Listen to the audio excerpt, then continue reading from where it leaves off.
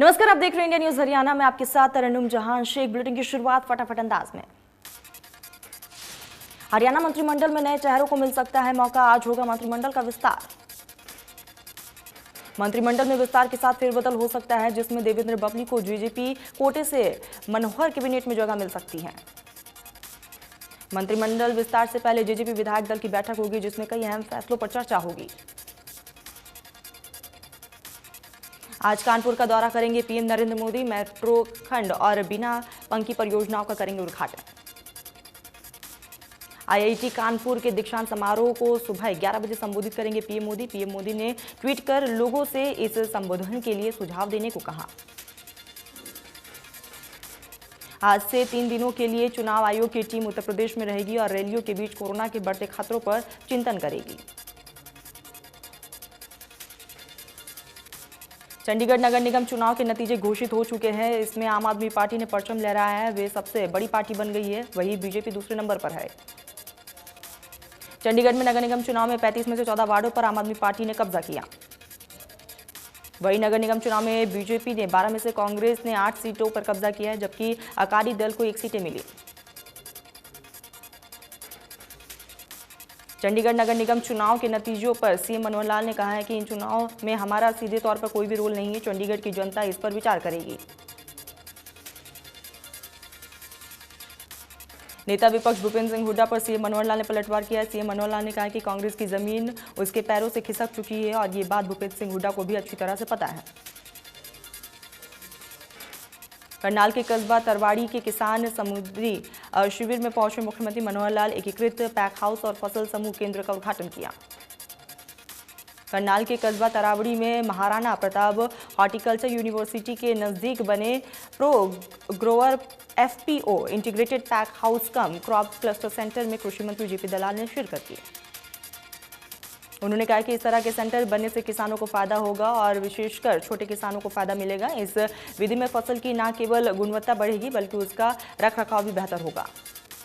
उन्होंने कहा कि सरकार की लगातार कोशिश है कि किसानों को उनकी उपज का ज्यादा से ज्यादा लाभ मिल सके। प्रदेश में इस तरह के लगभग 600 सेंटर बनाए जा चुके हैं। फरीदाबाद के विधायक नरेंद्र गुप्ता के प्रथल के गांव हरफला में 50 लाख रुपए के विकास कार्यों का शुभारंभ किया गया। इस मौके पर विधायक नरेंद्र गुप्ता ने बताया है कि उन्होंने गोद लिए गांव हरफला में गांव हरफला से भनकपुरा तक जाने वाली सड़क का शुभारंभ किया। यमुनानगर में बाढ़ रोकथाम के लिए 26 करोड़ के 30 काम होंगे। जिला उपायुक्त पार्थ गुप्ता ने बाढ़ प्रभावित इलाकों का दौरा कर रिपोर्ट ली। जिला उपायुक्त ने बताया कि ड्रोन की मदद से इन इलाकों में क्या क्या काम होने चाहिए और पिछले साल जहां तबाही हुई थी, ये जानकारी भी ली गई। जनवरी में राज्य स्तरीय मीटिंग होगी, जिसमें ये कार्य पास होंगे और 30 जून तक इन्हें पूरा करने का लक्ष्य निर्धारित किया जाएगा। किसान नेता गुरनाम सिंह चडूनी की पंजाब में बनाई गई राजनीतिक पार्टी को लेकर संयुक्त किसान मोर्चा 15 जनवरी को एक बड़ा फैसला लेने जा रही है। चडूनी की पार्टी बनते ही किसानों में विरोध शुरू हो गया है। कृषि मंत्री के बयान पर पूरी किसान नेताओं की तल्ख टिप्पणियां सामने आ रही हैं। संयुक्त किसान मोर्चा के दिग्गज नेता बलदेव सिंह सिरसा ने कहा है कि चुनाव लड़ना कभी भी संयुक्त किसान मोर्चा की नीति नहीं रही। किसानों की शहादत अभी ठंडी भी नहीं हुई है। किसानों की मांगे भी सही ढंग से पूरी नहीं हुई हैं। ऐसे में राजनीतिक पार्टी बनाना गुरनाम सिंह चडूनी का व्यक्तिगत फैसला हो सकता है, जिसमें संयुक्त किसान मोर्चा का कोई भी रोल नहीं है। पंजाब में किसानों के चुनावी मैदान में कूदने पर सीएम मनोहर लाल ने कहा है कि किसान नेताओं की पहले दिन से ही राजनीतिक महत्वाकांक्षा थी। किसान आंदोलन के बहाने इन नेताओं ने अपने चेहरे चमकाने का काम किया। किसान इन नेताओं को माफ नहीं करेगी। वहीं डिप्टी सीएम दुष्यंत चौटाला ने कहा है कि तमाम किसान मोर्चा अब राजनीतिक मोर्चे में तब्दील होने जा रही है। चौधरी देवीलाल विश्वविद्यालय में स्वतंत्रता संग्राम का इतिहास विषय पर आयोजन किया गया, जिसमें सांसद सुनीता दुग्गल ने शिरकत की। गुरुग्राम में नगर निगम सदन की बैठक हुई, जिसमें मेयर और पार्षद के बीच हंगामा हो गया। प्रधानमंत्री नरेंद्र मोदी हिमाचल के मंडी में 11,000 करोड़ रुपए से अधिक पनबिजली परियोजना की सौगात दी। प्रधानमंत्री इस दौरान सावरा कुड्डा पनबिजली परियोजना का भी उद्घाटन किया है। 1 से 11 मेगावाट की इस परियोजना का निर्माण 2080 करोड़ रुपए की लागत से किया गया। केंद्रीय चुनाव आयोग ने स्वास्थ्य मंत्रालय के साथ अहम बैठक की है। चुनाव आयोग ने बैठक में स्वास्थ्य मंत्रालय से ओमिक्रॉन के खतरे को देखते हुए रिपोर्ट मांगी है। स्वास्थ्य सचिव ने यह भी बताया है कि कहा कि राज्य सरकारें कदम उठा रही है। चुनाव संबंधी राज्यों में अभी ओमिक्रॉन के ज्यादा मामले नहीं आए। गोवा, पंजाब, उत्तराखंड और मणिपुर विधानसभाओं का कार्यकाल अगले साल मार्च में समाप्त हो जाएगा, जबकि उत्तर प्रदेश में विधानसभा का कार्यकाल मई में समाप्त होगा। ओमिक्रॉन खतरे के बीच सेंट्रल ड्रग अथॉरिटी की एक विशेषज्ञ समिति ने सीरम इंस्टीट्यूट ऑफ इंडिया की वैक्सीन को इमरजेंसी यूज की मंजूरी देने की सिफारिश की। देश में पिछले 24 घंटे में कोरोना वायरस के 6,531 नए केस सामने आए। एक दिन में 315 लोगों की कोरोना से मौत हुई। एक दिन में 7,141 मरीज रिकवर हुए। देश में एक्टिव केस 75,000 के पार। मुंबई में बीते 24 घंटे में कोरोना के 809 केसेस सामने आए हैं। 2 मरीजों की कोरोना से मौत हुई। हरियाणा में 24 घंटे में कोरोना के 92 केसेस सामने आए। एक दिन में 27 मरीज रिकवर हुए। प्रदेश में एक्टिव केस 400 के पार। देश में 21 राज्य यूटी में ओमिक्रॉन के 164 नए मरीज मिले। इसके साथ ही देश में ओमिक्रॉन के अब तक 586 केसेस सामने आए। महाराष्ट्र में ओमिक्रॉन के 168 मामले सामने आए, जिसके बाद राज्य सरकार सख्त हो गई है। दिल्ली में ओमिक्रॉन के 142 मामले सामने आए हैं, जिसके बाद राज्य सरकार कोरोना नियमों के प्रति सख्ती बरत रही है। कर्नाटक में ओमिक्रॉन के 31 केसेस सामने आए, जिसके बाद सरकार सख्त नजर आ रही है। गुजरात में भी लगातार आंकड़ों में इजाफा देखने को मिल रहा है। 50 केस पहुंच चुके हैं। इनमें से 5 लोग कोरोना से ठीक भी हो चुके हैं। राजस्थान में ओमिक्रॉन के 22 केसेस सामने आए, जिसके बाद से ओमिक्रॉन के संक्रमितों का आंकड़ा 43 हो चुका है। ओडिशा में भी ओमिक्रॉन वेरिएंट के 8 केसेस आए हैं, जहां लोगों ने मास्क पहनने की अपील की जा रही है। तेलंगाना में अब तक ओमिक्रॉन के 56 केसेस सामने आए, जिसके बाद से सरकार ने प्रदेश में पाबंदियां भी बढ़ा दी हैं। आंध्र प्रदेश में ओमिक्रॉन के 2 केसेस सामने आए। इसके साथ ही राज्य में कुल केसेस 6 तक पहुंच चुके हैं। हिमाचल प्रदेश में कोरोना वायरस के नए वेरिएंट ओमिक्रॉन का एक मामला सामने आया, जिसके बाद सरकार सतर्क नजर आ रही है। महिला हिमाचल प्रदेश के मंडी की रहने वाली है। जीनोम सीक्वेंसिंग के दौरान महिला ओमिक्रॉन पॉजिटिव पाई गई। गुरुग्राम में नाइट कर्फ्यू बेअसर दिखाई दे रहा है। रात 11 बजे के बाद भी सड़कों पर लोगों की आवाजाही साफ तौर पर देखी जा रही है। पुलिस टीमें लगातार नाइट कर्फ्यू की देखभाल कर रही है। कर्फ्यू के दौरान बेवजह आवाजाही पर पाबंदियां रहेगी। गुरुग्राम में कोरोना के नए वेरिएंट ओमिक्रॉन का पहला मामला सामने आया है और दरअसल बीते 10 तारीख को यूके से भारत से आया 30 वर्षीय युवक की 18 तारीख को कोरोना रिपोर्ट पॉजिटिव आई।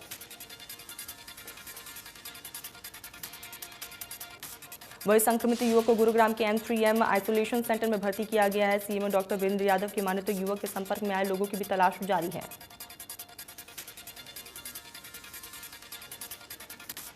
यमुनानगर में ओमिक्रॉन के 3 केसेस सामने आए। वही तीनों लोग एक ही परिवार के हैं। इनमें से एक पति पत्नी और तीसरी एक और महिला शामिल है।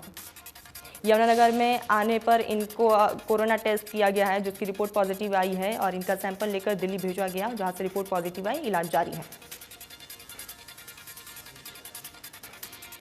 कोरोना के नए वेरिएंट पर डिप्टी सीएम दुष्यंत चौटाला ने कहा है कि हरियाणा सरकार ने नाइट कर्फ्यू नहीं लगाया है, बल्कि ओमिक्रॉन के खतरे को देखते हुए रात में कुछ पाबंदियां लगाई हैं। वहीं प्रदेश में बढ़ते ओमिक्रॉन के केस के बीच सीएम मनोहर लाल ने कहा है कि अगर जरूरत पड़ी तो सख्ती और बढ़ती जाएगी। सीएम मनोहर लाल ने कहा है कि सरकार अब बच्चों की वैक्सीनेशन शुरू करने जा रही है। वहीं बुजुर्गों को बूस्टर डोज भी दी जाएगी। उन्होंने कहा है कि बिना वैक्सीन लिए लोगों को 1 जनवरी से सार्वजनिक जगहों पर एंट्री नहीं दी जाएगी। सरकार की सख्ती का रादौर में असर देखने को मिल रहा है। टीकाकरण केंद्र पर वैक्सीन लगवाने के लिए लोगों की भीड़ देखने को मिली। स्वास्थ्य विभाग की ओर से कोरोना के बचाव के लिए वैक्सीन लगवाने को लेकर लोगों को हर तरह से जागरूक भी किया जा रहा है। कुरुक्षेत्र के ओमिक्रॉन वेरिएंट से बचाव के लिए स्वास्थ्य विभाग हाई अलर्ट पर है। सरकारी अस्पताल में आइसोलेशन वार्ड बनाया गया है, जिसका जायजा LNJP अस्पताल की मेडिकल सुपरिटेंडेंट ने लिया। वही वैक्सीन नोडल अधिकारी ने लोगों से अपील की है कि खुद को और परिवार को सुरक्षित करने के लिए वैक्सीन जरूर लगवाएं। कुरुक्षेत्र में 1 लाख लोगों को कोरोना की पहली डोज नहीं लगी है, जबकि दूसरी डोज का आंकड़ा 1.5 लाख है। गुलाचिका में सर्व कंबोज सभा की शहीद सरदार उधम सिंह का 122वां जन्मदिन धूमधाम से मनाया गया। कार्यक्रम शहीद सरदार उधम सिंह चौक पर किया गया। कार्यक्रम में विधायक ईश्वर सिंह ने शिरकत की है और शहीद सरदार उधम सिंह की प्रतिमा पर फूल माला अर्पित कर श्रद्धांजलि दी। बेंगलुरु में आयोजित तीसरी open national para athletics championship में गांव तिगड़ाना में संदीप जांगड़ा ने 1500 मीटर दौड़ लगाई है और स्वर्ण पदक अपने नाम किया। विजेता खिलाड़ी संदीप का गांव तिगड़ाना में जोरदार स्वागत किया गया। ग्राम पंचायत, मंदिर कमेटी सहित सैकड़ों लोगों ने फूल मालाओं से स्वागत किया। खिलाड़ी संदीप ने कहा है कि युवा ज़्यादा से ज़्यादा खेलों में अपनी भागीदारी दिखाएंगे। संदीप ने उम्मीद भी जताई है कि वह अंतर्राष्ट्रीय प्रतियोगिता में देश के लिए स्वर्ण पदक लेकर आएंगे। चरखी दादरी में खेल स्टेडियम की सरकार की ओर से राशि मंजूरी होने के 7 साल बाद भी स्टेडियम नहीं बनाया गया।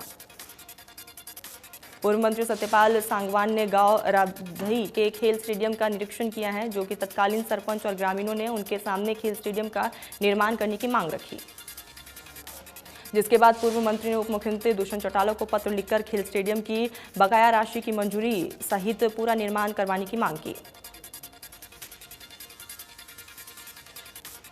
बाड़ा कस्बे के जेवली रोड पर नाली की कमी के चलते दूषित पानी की निकासी नहीं होने से दुकानदार काफ़ी ज़्यादा परेशान है। दुकानदार कई बार इसकी गुहार भी लगा चुके हैं, लेकिन अभी तक कोई भी सुनवाई नहीं हुई। पिछले काफ़ी दिनों से रोड के साथ लगी कॉलोनी में निकासी नहीं होने के चलते दूषित पानी जमा हो चुका है, जिसकी वजह से बीमारियों का खतरा भी बढ़ता जा रहा है।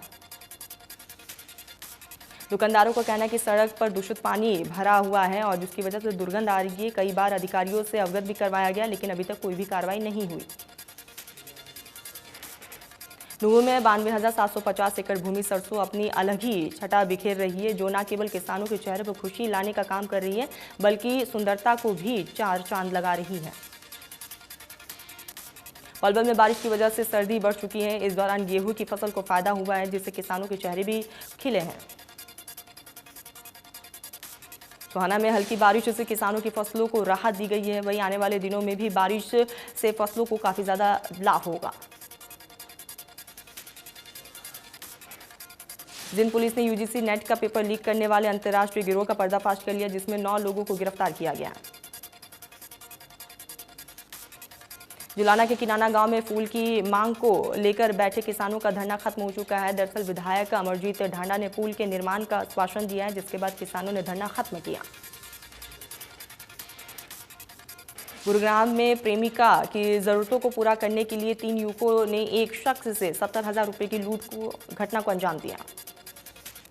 वहीं पुलिस ने तीनों आरोपियों को गिरफ्तार कर लिया और आगे की कार्रवाई शुरू की। केतल में एंटी नार्कोटिक्स सेल की तरफ से 2 नशा तस्करों को गिरफ्तार किया है, जिनसे 53 किलो से ज्यादा गांजा और अफीम बरामद की गई। भिवानी पुलिस ने गुप्त सूचना के आधार पर इस कार्रवाई को अंजाम दिया है और आरोपियों को गिरफ्तार किया गया। आगे की तफ्तीश लगातार जारी है। सोनीपत के कुंडली औद्योगिक क्षेत्र में अचानक से आग लगी। सूचना मिलते ही दमकल विभाग की टीम मौके पर पहुंची और आग पर काबू पाया गया। सोनीपत के गोहाना रोड पर गीता भवन के पास अचानक से सड़क धंस गई है। इस दौरान कोई बड़ा हादसा नहीं हुआ।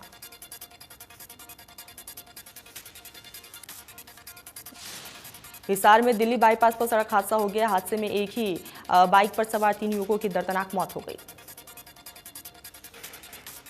अंबाला में 3 टूरिस्ट बसों की आपस में टक्कर हो गई। हादसे में 5 लोगों की मौत हो गई, 10 लोग गंभीर रूप से जख्मी। बसें कटरा से दिल्ली की तरफ जा रही थी। करीब 3 बजे दिल्ली हाईवे पर हादसा हुआ। तो शाम में गांव सुंगरपुर के पास भीषण सड़क हादसा हुआ। संतुलन बिगड़ने पर पेड़ से जाकर कार टकरा गई।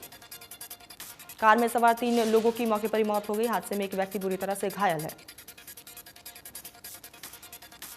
फरीदाबाद में बाईपास रोड पर निर्माणाधीन दिल्ली बड़ोदरा मुंबई एक्सप्रेसवे पर बड़ा हादसा हो गया। बाइक सवार 2 युवकों की निर्माणाधीन पिलर की लोहे की सरिया घुसने से मौके पर ही मौत हो गई। दोनों युवकों की उम्र 25 से 30 साल बताई जा रही है। मौके पर पहुंची पुलिस ने शवों को पोस्टमार्टम के लिए भेजा। आगे की तफ्तीश जारी। गुरुग्राम के सेक्टर 14 में नाइट्रोजन सिलेंडर में ब्लास्ट हुआ है। गुब्बारे में नाइट्रोजन गैस भरे बेचने वाले व्यक्ति के पैर के परखच्चे उड़ गए हैं। जख्मी युवक का इलाज जारी है। दिल्ली की आबोहवा लगातार जहरीली होती जा रही है। दिल्ली का एयर क्वालिटी इंडेक्स 347 दर्ज किया गया। गुरुग्राम में एक्यूआई लेवल में इजाफा है। गुरुग्राम में एक्यूआई लेवल 200 के पार पहुंचा। फरीदाबाद में भी एयर क्वालिटी इंडेक्स सही नहीं है। 241 दर्ज किया गया है, जो कि बेहद खराब है। भिवानी में एयर क्वालिटी इंडेक्स 240 दर्ज की गई है, जिसकी वजह से बच्चों और बुजुर्गों को काफ़ी ज़्यादा परेशानी हो रही है। ऑस्ट्रेलिया ने एशेज के तीसरे टेस्ट मैच में इंग्लैंड को पारी और 14 रनों से हराया है। मेलबर्न में खेले गए टेस्ट मैच में इंग्लैंड टीम ने 3 दिन में ऑस्ट्रेलिया के सामने घुटने टेके।